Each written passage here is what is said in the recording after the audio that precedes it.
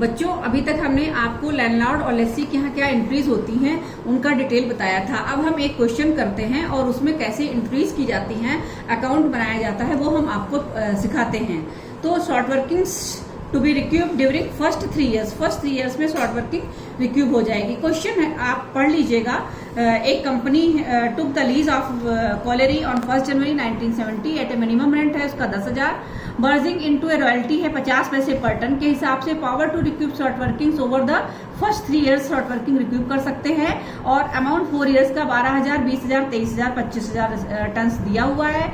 और रॉयल्टी की जो पैसा है वो दिया है 50 पैसे पर टन के हिसाब से। अब देखिए, हमने एनालिस्ट टेबल है वो मैंने आपको पहले भी बताया था कि कैसे उसमें 9 कॉलम बनते हैं। आज हम इस क्वेश्चन के अनुसार बनाते हैं। तो पहला कॉलम हो गया ईयर का, जिसमें 1970 से 1973 तक अमाउंट आउटपुट लिखा जाएगा। आउटपुट में आपको क्वेश्चन में दिया गया है, वो मैंने आउटपुट इसमें लिख दिया है। अब रॉयल्टी है 50 पैसे, तो जब आउटपुट 12,000 था तो 50 पैसे के हिसाब से आप निकाल लीजिए 1/2, यानी कि 6,000 रॉयल्टी हो गई। यहाँ पे 1/2 10,000 रॉयल्टी हो गई। 23,000 का 1/2 11,500 रॉयल्टी हो गई। और 25,000 का 1/2 12,500 रॉयल्टी हो गई। मिनिमम रेंट आपको क्वेश्चन में दिया हुआ है, जो निश्चित रूप से निर्धारित है कि 10,000 ही लिया जाएगा। अब आप देखिए, पहले वर्ष क्या होता है, रॉयल्टी तो है 6,000, मिनिमम रेंट है 10,000, यानी कि जब रॉयल्टी कम है तो जो लैंडलॉर्ड है वो 10,000 रुपए लस्सी से लेगा। तो अब यहाँ पे जब वो 10,000 रुपए देगा, यानी कि उसको नुकसान हो गया, तो 10,000 माइनस 6,000 यानी कि 4,000 की शॉर्ट वर्किंग हो गई। तो शॉर्ट वर्किंग वाले कॉलम में लिख देंगे, यानी सरप्लस कुछ नहीं हुआ, डैश लगा देंगे। कोई रिक्यूब नहीं हुआ, डैश लगा देंगे। नहीं रिक्यूब हुआ, वो भी डैश लगा देंगे। और लैंडलॉर्ड को अमाउंट कितना दिया गया, 10,000। इसी तरह से दूसरे 1971 में जो रॉयल्टी आउटपुट है 20,000, रॉयल्टी हुई है 1/2 के हिसाब से 10,000, मिनिमम रेंट देना है 10,000, यानी कि ना शॉर्ट वर्किंग है ना सरप्लस है। चारों ही कॉलम में डैश डैश लगा देंगे और लैंडलॉर्ड को 10,000 का पेमेंट लस्सी कर देगा। अब 72 में आइए, तो 23,000 आउटपुट है, रॉयल्टी है 1/2 के हिसाब से 11,500, मिनिमम रेंट देना है 10,000, यानी कि 1,500 रुपए का सरप्लस है। 1,500 रुपए रॉयल्टी के बच रहे हैं, लेकिन अधिकार दिया हुआ है फर्स्ट 3 ईयर्स।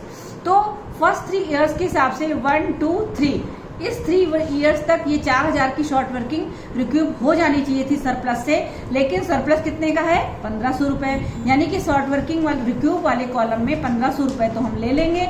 और 4,000 में से अगर आप 1,500 रुपए माइनस करेंगे तो 2,500 रुपए का जो अमाउंट है वो शॉर्ट वर्किंग नॉट रिक्यूब्ड वाले कॉलम में लिख देंगे, क्योंकि क्वेश्चन में दिया है फर्स्ट 3 ईयर्स अमाउंट है वो सरप्लस से होता है। और क्वेश्चन में दिया हुआ है कि short working over the first 3 years, 1, 2, 3, तो 3 ईयर्स में केवल 1,500 रुपए का ही सरप्लस है, तो 1,500 ही रिक्यूब हो पाएंगे।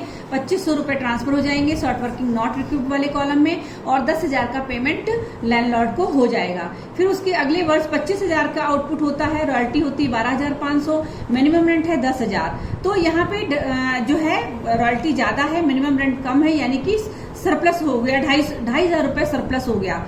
अब चूंकि शॉर्ट वर्किंग का अधिकार हमने खो दिया था, तो इस 2,500 से हम उस शॉर्ट वर्किंग को रिक्यूब नहीं कर सकते, वो ट्रांसफर हो जाएगी ऑलरेडी पहले ही।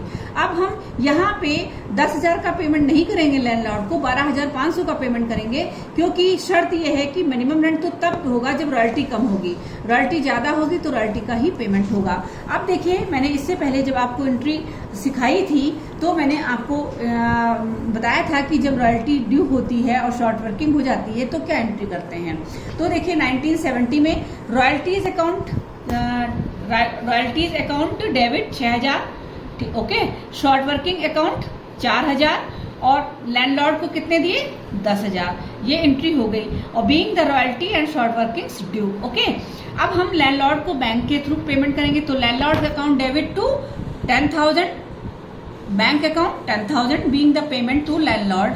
तीसरी एंट्री होगी profit and loss account to royalty को हम प्रॉफिट एंड लॉस अकाउंट में ट्रांसफर करेंगे। तो ये रॉयल्टी कितनी है, 6,000, profit and loss account debit 6,000 to royalties account 6,000 being royalties transfer to P&L account. ये तो फर्स्ट एंट्री हो गई जब हमारी ड्यू जाती है और जब हम पेमेंट कर देते हैं 1970 का। अब हम 71 में आते हैं, तो रॉयल्टीज अकाउंट कितना है, 10,000, ओके। टू लैंडलॉर्ड को हमने कितना दिया, 10,000, landlord account debit to 10,000 to bank account 10,000, फिर प्रॉफिट एंड लॉस अकाउंट में कितना जाएगा 10,000 एंड 10,000, क्योंकि रॉयल्टी आप ट्रांसफर करते हैं। Being royalty transfer to P&L account. अब हम 72 ईयर का, अब देखिए 72 में royalty account 11,500, to landlord account 11,500, ठीक है।